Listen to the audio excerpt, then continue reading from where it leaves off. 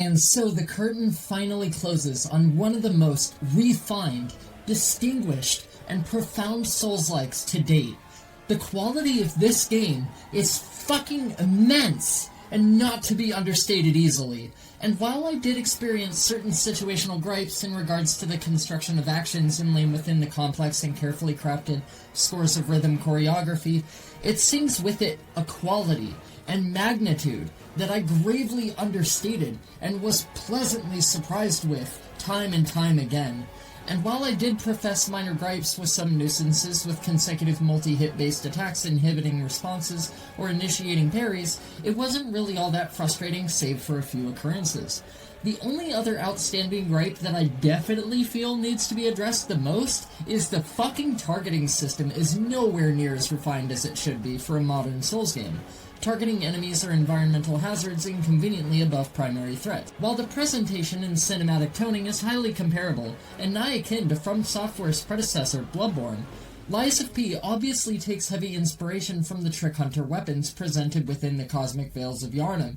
It truly sets itself apart with a deeply interconnected layer of personal customizability, in the matter of being able to freely swap handles and explore different combat options, being able to dismantle a weapon in its entirety and liberally apply new qualities, arts, and abilities absolutely freely across a multitude of weapon types. And I have to say, though there is quite a limited variety, consisting of dagger, sword, greatswords, large blunt weapons, it feels to me that there was a naturally essenced level of discoverability and nuance between them that truly made it feel exhilarating to stumble upon a new weapon that befits your personal playstyle, not to mention the supporting capabilities of your dedicated Legion arms, purposed for a multitude of explosive combat scenarios, that fully puts the player in perspective control of combat strategy and practical application.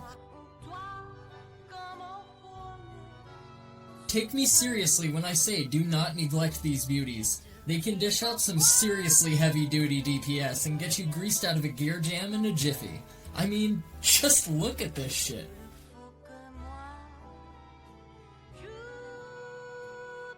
Able to be liberally applied in conjunction with the enemy index along with their accompanying weaknesses to be exploited,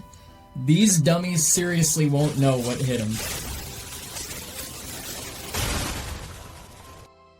These features, paired eloquently with the ability to regularly respec your character for a nominal fee of golden coin fruit that are quickly cultivated with clever use of alchemical boosters, give you liberty and freedom that you can never really feel constricted or confined to one particular playstyle, weapon, your quartz investments, legion arms, you name it.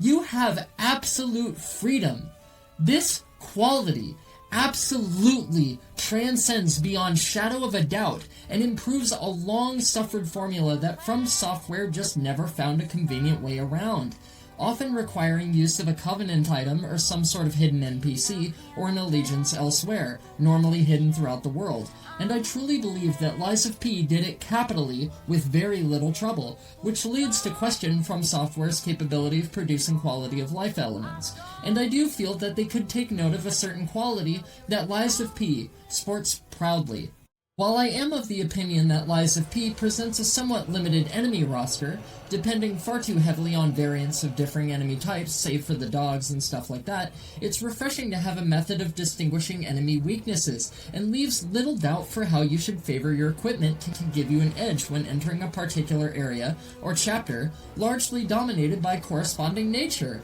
instead of needing to fruitlessly dick around and expose it through wasting time with experimentation.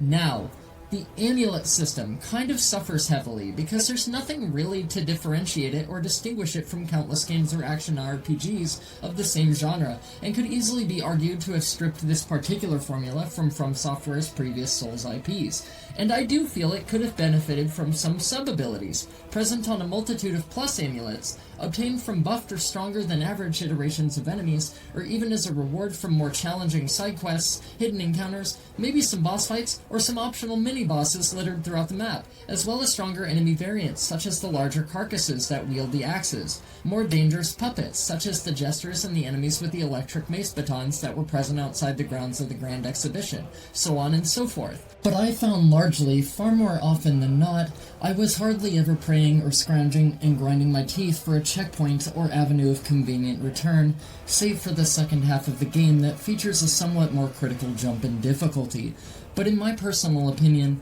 it lacked the intensity to uphold the balance initially stated within the first half of the game, and I certainly would have liked to see more creative shortcuts, such as the Frangelico Cathedral lift reversal and the pipe fitting of Venini works, rather than a whole bunch of plain doors, ladders, and small lifts that plague, permeate, and stifle a lot of the creative potential throughout the overarching second half of the game, leading up into the grand finale. Now,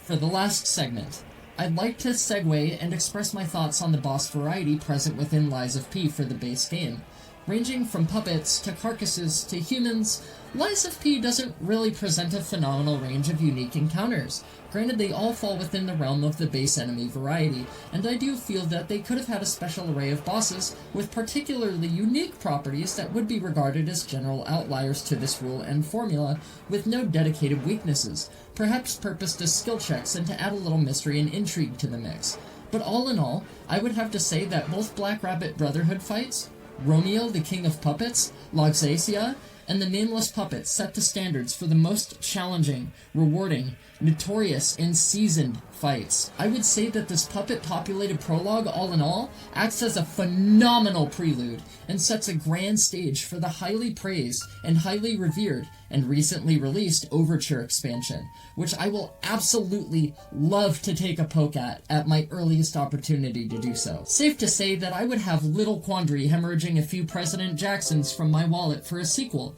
should NeoWiz feel so inclined to produce one, and am of the personal opinion that Lies of P stands as a profound benchmark as one of the most inventive, eclectic, and unique action RPGs to grace a genre so heavily oversaturated with unpolished, mediocre titles that fall short of the marks of the indelible legacy left by other Souls games that litter the genre praised by Souls enthusiasts across the board. And anyone down bad masochistic enough for this particular genre of game should greatly consider adding it to their gaming catalog as well. Thank you all sincerely for watching my playthrough series of Lies of P, and I hope to see you for the epilogue/prequel of Lies of P, Overture.